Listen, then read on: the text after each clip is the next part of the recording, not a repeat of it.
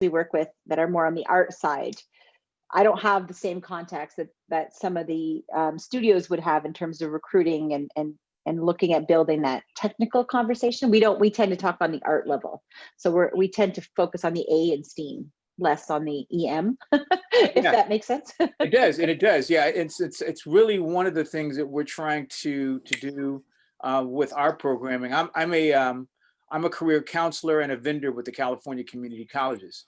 And what we're doing right now is to try and do some convergence between, or actually create multidisciplinary pedagogy where the tech folks, IT, career pathways merge with the arts and entertainment. Good luck. It's not going to happen in my lifetime. It's hard. It's a hard thing. I used to work at Autodesk in education, and you see this a lot on the game side. Like lesson film, I found lesson. By the way, I should say hi to Anna before I start yammering on. Yeah, it's Anna Marie. Nice Anna to meet Maria. you. Hi, Anna Marie. Okay, gotcha. My mom's actually Maria Anna. So. Oh, really? That's Yes. And my aunt is Marianne. So it's my mom goes by Mariette, which kind of happened when they immigrated from Poland, and they kind of all got short, you know. But she's a Maria Polish. Anna. My mother was half Italian and half Polish. There you go. Yeah. But just talking on that convergence, we used to see it a lot at Autodesk on the game side. So game education programs would often partner with art and engineering, because you have to do the programming, obviously, and the art. We saw it less on the computer animation and film side, but there was a few schools that did. I mean, this is going back 10 years because that's when I worked at Autodesk. But anyway, sorry, that was just a sidebar on that. So what we have with 25 minutes remaining, or actually 20, I wanted to make an introduction of Anna Marie because I could not, even if my life depended on it, make a proper introduction of all the things that she brings is oversight to all initiatives that I'm doing. So Anna Marie, if you can, sure. I'm going to start in reverse order. Jennifer, can you explain to Anna Marie and to me your background and how you were integrated into the Associated Software Foundation's diversity initiative?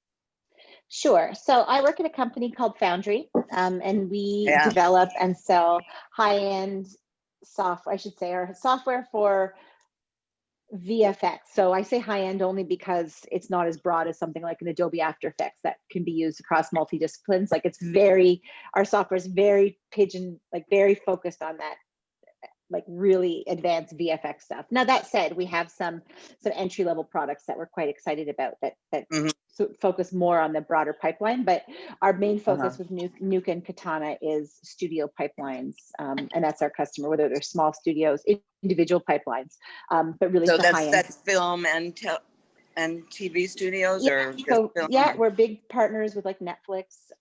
Foundry's genesis was actually plugins for products like Shake and Flame. And that's where they started. And then when Digital Domain created Nuke back in the late 90s, I knew people back then, Foundry later acquired Nuke as a product and then developed it and commercialized it. So my role at Foundry is I'm basically director of industry marketing. So it's kind of a catch-all for everything that would roll up under that. Right. I manage field events. I manage social media. I just have taken on education as part of my remit. And then I also work with industry associations. So that's how I ended up with ASWF. It's a lot of work. It's a lot of different ways of being pulled. And the education one is becoming more and more prevalent. It's taking more of my time because it's such a big, as you guys live and breathe, it's such a big nut to crack, so to speak, for lack of a better expression. So before Foundry, I was at Autodesk for 6 years, and then I worked at Avid before that as part of the division. So I've been in the industry for 15 years this month. I started at 20, but that's a big fat lie. Well, sometimes those years feel like double in this industry. Long days, short years, like having a kid.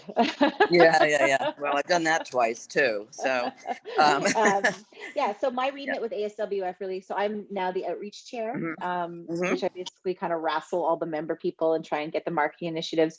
D&I is just personally really important to me, just from my family background, and also just because, well, I think our world is kind of crappy and needs more diversity to be better. But that's a whole other a 2-hour-long conversation we could probably spin off and have. We're probably all on the same page here, but Exactly. So yeah, we have our own small committee at Foundry to try and implement change and think differently. We did a panel last summer on Black perspectives, which just in VFX, which just nailed it home to me how important this is 1,000 times over.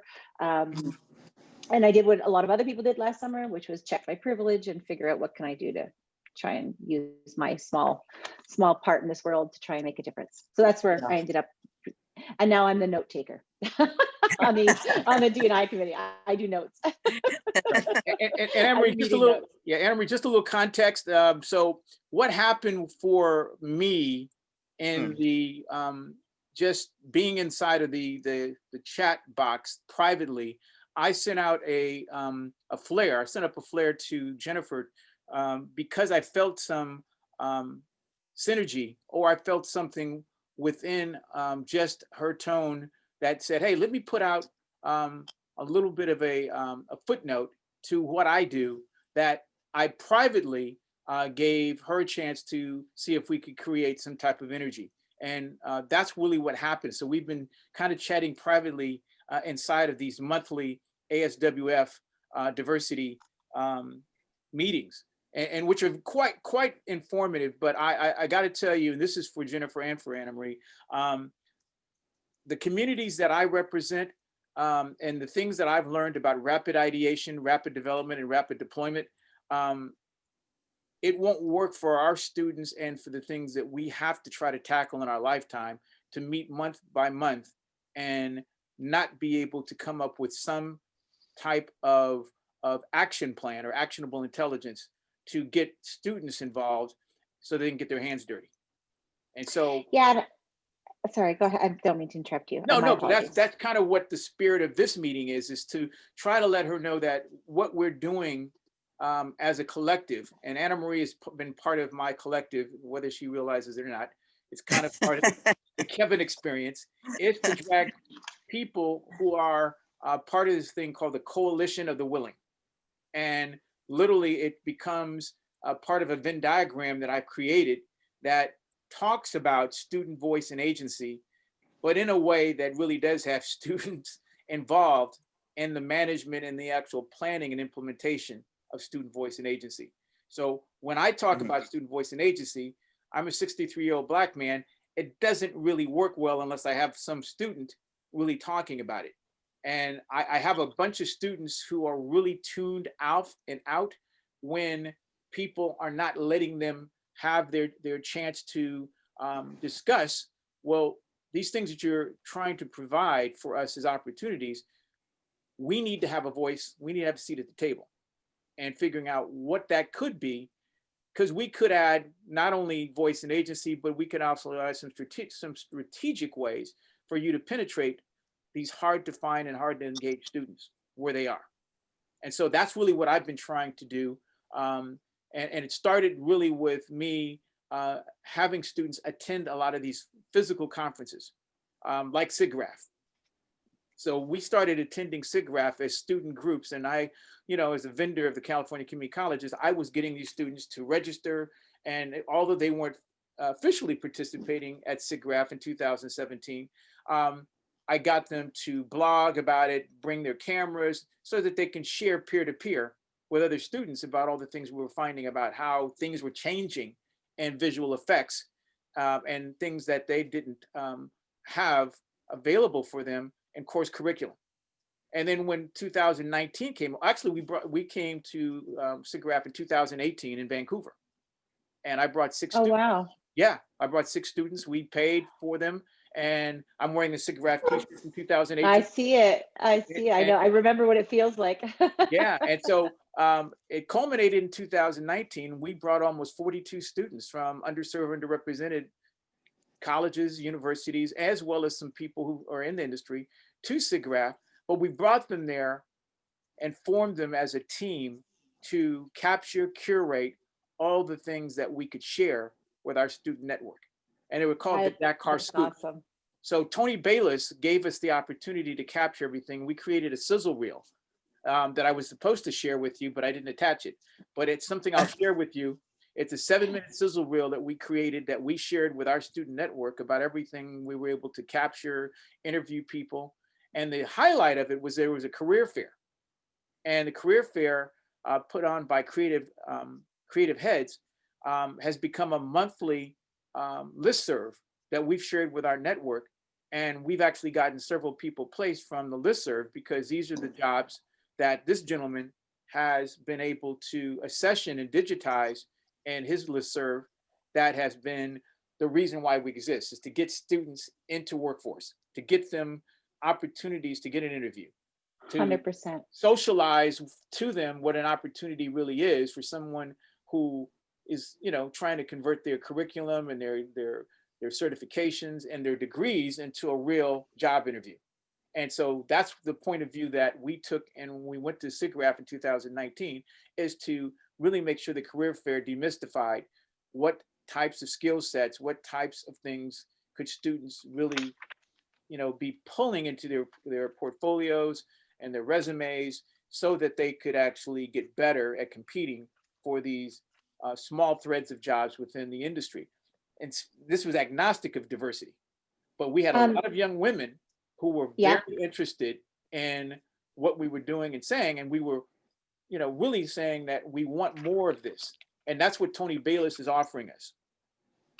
I It's an like it. opportunity to get more granular on some of the prerequisites and some of the things that students might not get in their 4-year or their 2-year courses. So this sets me up for Anna Marie. Anna Marie is one of the few folks that I know who comes from the private sector, who decided to be an instructor, but teach courses that really talk about these next level career opportunities in these next level industries.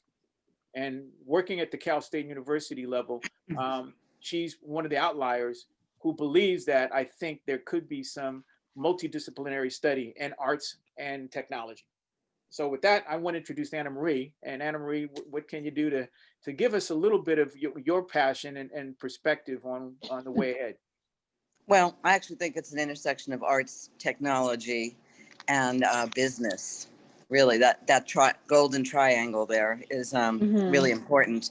And I didn't just come from the private sector. Actually, I worked for a lot of nonprofits as well. I was at AFI for 10 years, the American Film Institute, and I ran a major media arts center in Atlanta, Image, Film, and Video, and started one in Hartford right when I popped out of art school.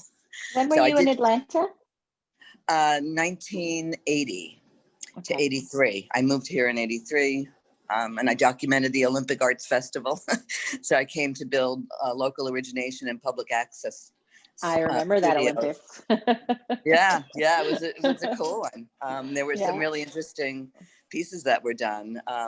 So I grabbed my crews and my student interns, and Valley Cable and Chatsworth, partnered with them, and we just covered it. We were at the opening of MoCA's Temporary Contemporary, and all these different things, a little thing that the Electronic Cafe did that connected restaurants in Koreatown, a Mexican restaurant, and a soul food restaurant in South Central, and a Mexican restaurant somewhere else, and what was it called? Rock and Wagner in Venice, your sort of high end one. And it was very fun, and that it was what we have now easily, but they were having people in these different communities write, talk, and send pictures to each other, via video and the connection. So at AFI, I ran programs I was hired to run and develop the AFI-Intel Enhanced TV Workshop. So which really was the brainchild of marketers in Intel that had to get rid of their budget before the end of the year or never see it again. But it was a very creative undertaking because of that. So we partnered designers, some of the biggest design studios in LA, Pittard Sullivan, Razorfish, all of those, with engineers, people who were making set-top boxes like Liberate and Microsoft Web TV. Although my marketing person from Intel didn't want us to do anything with Microsoft as their competitor, but I found a way to sneak them in through an international panel. what they were doing in Portugal and such was really interesting. So anyway, I ran that, also helped develop from bottom up a K through 12 screen education program. There was not so much media literacy as screen literacy, understanding movie concepts and storytelling to both teach and submit academic educational content. So it wasn't about teaching them to be little Spielbergs so much as it was learning the language of film. Right. For core curriculum. It was a very exciting program. We worked with LACO, the LA County teachers, to get our staff into the schools to work to train teachers who would then work with their students. So, and I was fortunate enough that my son was a fifth grader at Ivanhoe Elementary, and I was able to leave work and call it work while helping out at his school. So, you always have to double up on these things. But I came out of a fine arts background, but immediately started using film and video, like half-inch reel-to-reel editing with razor blades and a stopwatch to I love journalism, radio editing with yeah, it's like that. It's harder with visuals though. You got went digital after I graduated. I was like, come on, seriously? Yeah, right. Okay, so where are we today then? Where are we? What are we doing? What can we do next together? So I'm making all these notes. I'm getting all these ideas. So so again, with my student organization, along with some of the stakeholders, especially in workforce development training and placement, we have decided we want to try and put together a pilot that would allow students to do something called challenge-based learning. And I've used this term very liberally. Are you familiar with challenge-based learning as a No, I'm familiar with project-based learning, but not. Right. Yeah, and as Anna Marie said last night in a conversation, outcome-based learning. But challenge-based learning is a little bit more refined. And what I put in the last chat box is the link to a curriculum that is not something you can find anywhere on the web. It was served up privately. It's called. I looked at this one, and I also looked at your other document, the marketing program. I looked at that one. Mm-hmm. But the thing that I want to rally around is the opportunity to use this curriculum, this guide from Apple, to help students who are proficient at coding and creating using some of Apple's prior guidelines on Everybody Can Create and Everybody Code. I haven't sent those to you, but they allow me to take their efforts and help to socialize it with people who are not aware of what they've created as a pathway to getting students to produce media that has impact. Kevin, I think what's needed though, I mean, we've got the story for it all, and what's needed is some kind of a plan for that. You talk about the pipeline, and I think it's important, internships, apprenticeships, things like that, mentorships, are probably an important part of that go beyond classroom curriculum. And so that is what tends to be very loose in a lot of schools. I kind of vet my students for internships, even though we do have a good internship coordinator now, which wasn't really the case the last couple of years. But I will call people in the industry that I know and say, I personally know this student and here's some of their skills. And I know that helps a lot to get them placed, and some of them later hired. So that's what we're ultimately looking for, is how they can work.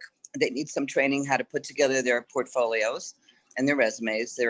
I give a lot of one-on-one advice on that, but there's plenty at the school that they can go to as well.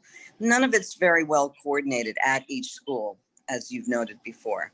So that's, how can something be presented to the schools that their internship coordinators in different colleges and schools can use? That sort of thing. Student counselors in particular. I think they need to be reeled in, because otherwise you might be at cross purposes.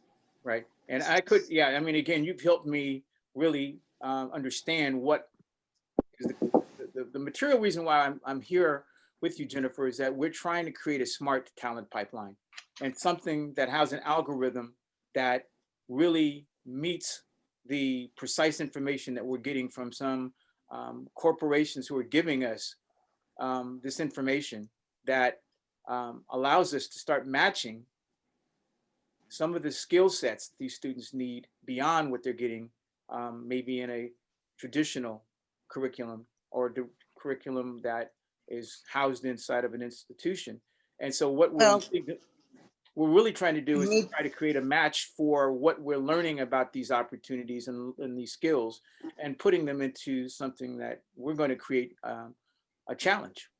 We're going to Have you create. guys yeah, heard? yeah, you need a way to collect that data. That's part of it. If you're going to match skills, who's got what skills and who needs what skills, and find some way to smoothly streamline that.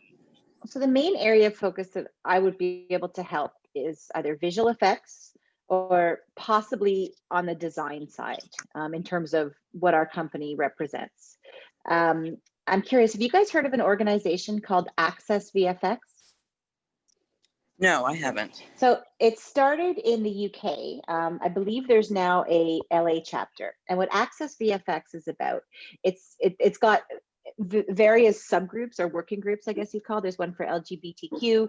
There's one for it's called X Access, but I'm not sure. I think I know the chair of it. She's Black and she spoke on our Black Perspectives panel. I think it's focused on Black youth, but it might be POC. I'm not sure. I have to double check that one. But they have various initiatives where what they're trying to do is they're trying to reach out to underprivileged kids. It started with the UK, whether that was economic, whether that was based on location, whether that was based on gender, whether that was based like whatever underrepresented community that our industry faces, which is everything since it's so white male driven.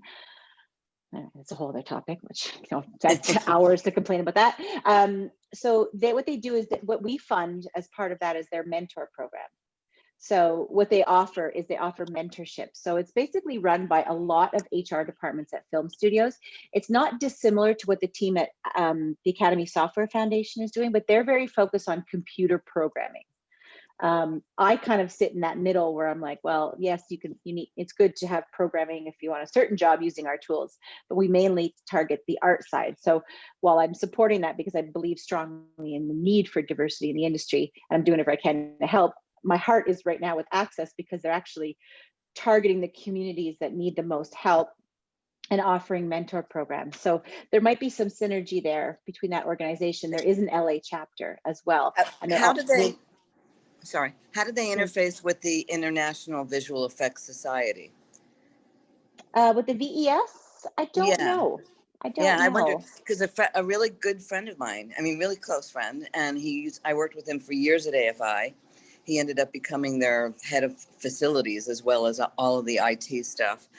He's just took a job as the operations manager there.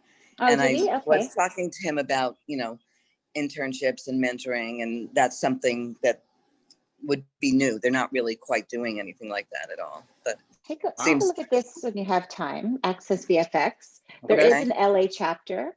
And it's definitely something because I'd love to know more about how I can help your mission, basically is what it's coming down to. And really what we wanted to do was just to make sure that we brought back little parts of this to the group that's going to be meeting at 2:30 with the folks from Apple, but they represent really the critical mass of what can we do to get more students into a pipeline program that is targeted for underrepresentation in these growth areas of the industry. And it's really more of the creative side that's going to take the lead because that's why we're in Hollywood. That's why we're out here in LA. Right. Okay? And so we're going to try and get back with you with some notes on what we decided we're going to come up with. I'm just the promoter. My heart is really what drives me. And so I'm trying to get a role as a promoter of all the things that people can do to boil the ocean down to one or two things that we can propose. And so that's what my plan is to come back with some notes to you, Jennifer, about what we plan on doing during Black History Month as a launch point. So we can do something. Okay, awesome. Can you let me know how many, and I could be a couple minutes late, it's an internal call, but I have to present at some point. That's why I do have to go at some point. But can you tell me how many students you're thinking of in this program, roughly? Wow. Well, we have, I can't speak for Anna Marie, but I have access right now to probably close to at least 4,000 students in the community college system. And the California State University system, I have no idea. Anna Marie, how many people do you think that could be reached or would be interested in a student-focused internship or talent pipeline program for visual effects? Well, they definitely, I don't know, because I don't know the full numbers of the visual arts area, how many students are there and what their interests are. I know that there's at least probably a third to a half of my students.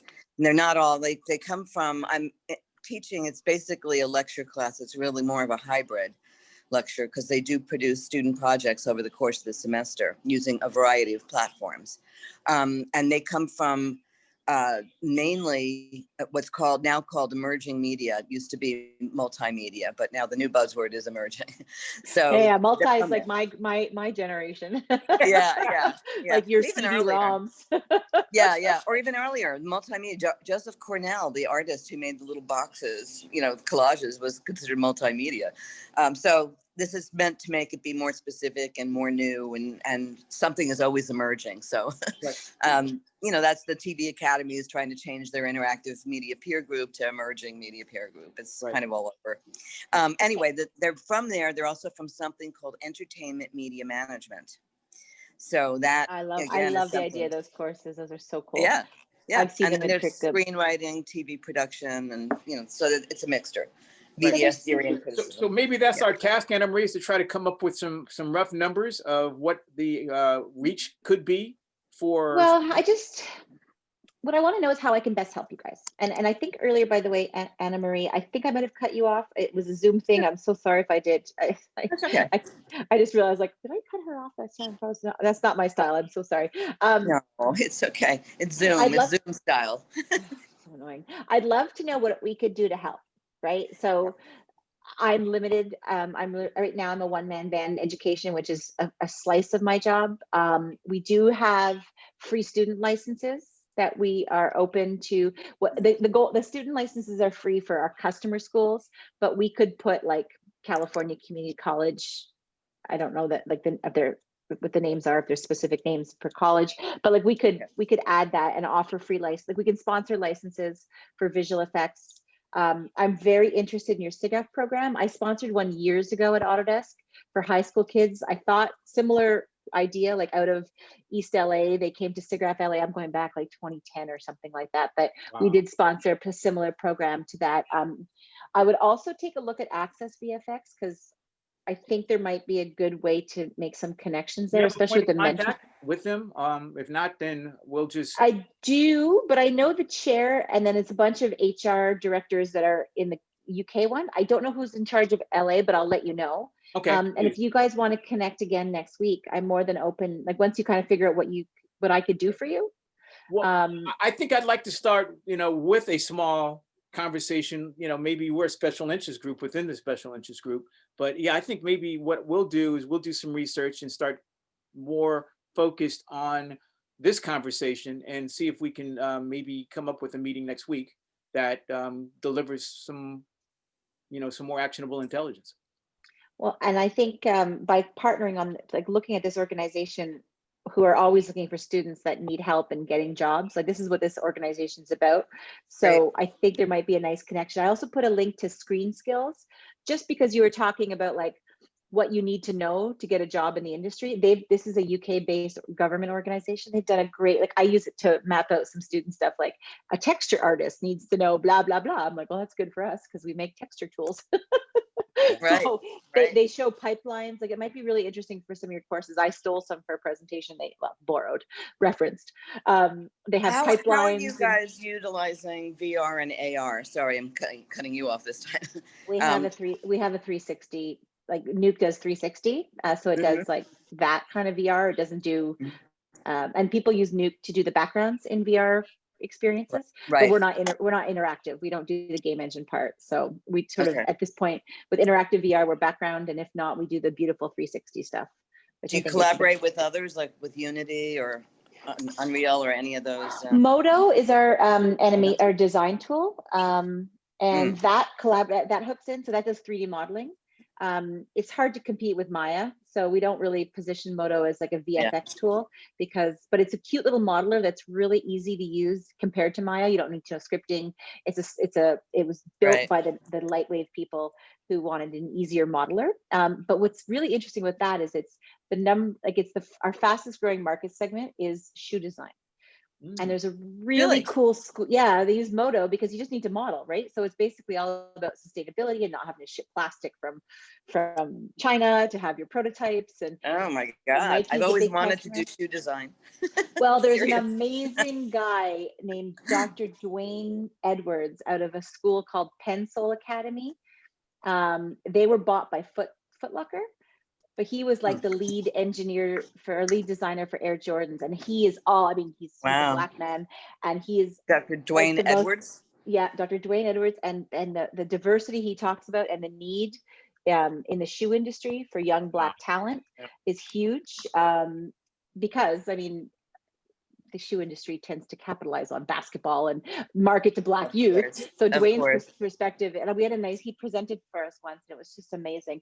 His whole thing is like, you need Black designers. Like the footwear companies are exploiting our, to sell to us. We want to design for you, and he's just amazing. And so I would suggest. They're really interested in fashion. I will definitely. A friend of mine started the Innovative Textiles program at FITM, the Fashion Institute.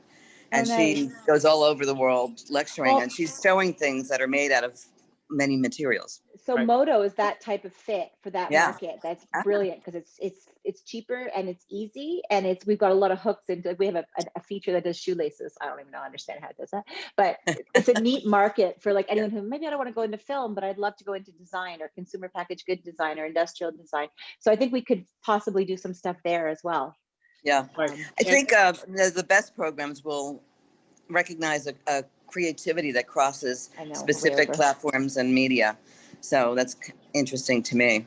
Okay. I better go. Jennifer, you better get out of here because we do not want to. I know I could talk all day. Fantastic. Okay. We'll follow up. I'll follow up with the suggested some time, and then Anna Marie again. I'll conversate with you about what days or what date or time is available for next week. And again, thank you again, Jennifer. This has been very, very helpful for me to. I'll tell you my sweet spot. 2 p.m. Eastern is my sweet spot. I need to pick up my daughter around 3:30, so 3 p.m. is dicey. Okay. But because I work for a UK-based company, they all leave me alone by 2 o'clock. So 2 o'clock is usually a good sweet spot. So 11 o'clock our time. So I'll I'm pretty much always free at that time. 11 o'clock. Okay. Thank you, Jennifer. Have a great weekend. Thank you. It's a pleasure. I look forward to working with you. Okay. Thank you so much. Bye-bye. Bye-bye.